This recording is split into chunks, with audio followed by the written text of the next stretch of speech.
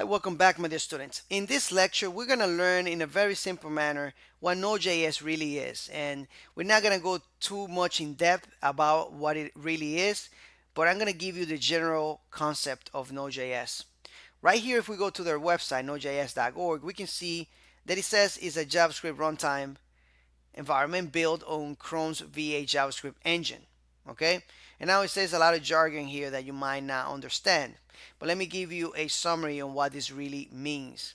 So Node.js is this program that we installed in our server or computer, right, that uses this program right here called Chrome's V8 JavaScript engine, and this program is built on C++. So what Node.js is actually doing is using this program that Chrome or Google created that uses the language C++ to do other things that JavaScript cannot normally do. For example, by using this language, using C++, we can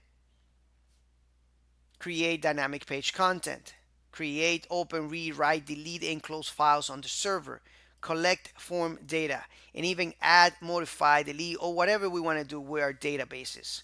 Okay, so Node.js is using C++ to do all these things here by using JavaScript. By allowing us to use JavaScript, we have a handle on this C++ language, and we can do a lot of cool things.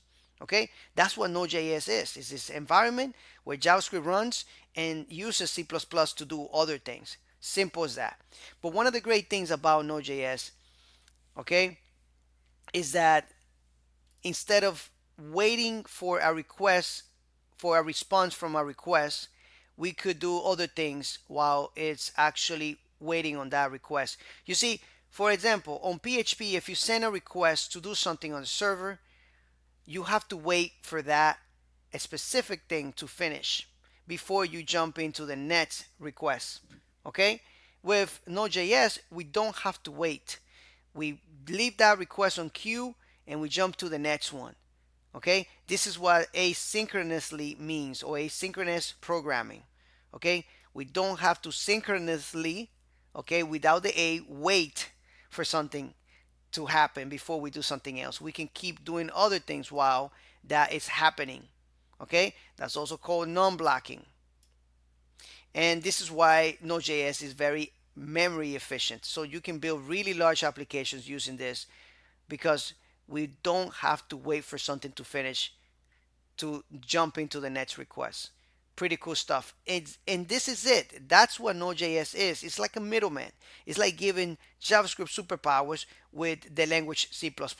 Okay? So don't overthink it. Now, npmjs.com or .org is the website where we download packages for Node.js. This is one of the biggest, if not the biggest, repo website in the world.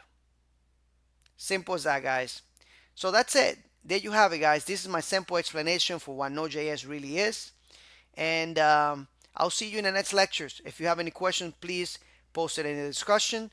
You can find out more information about Node.js by Googling who created it. Okay. Node.js creator, for example. And you can see that it's this guy here called Ryan Dow. You can find out a lot more information here. I just wanted to give you the brief summary on what it is. Hopefully that helps you out. Thank you so much, and I'll see you on the next lectures.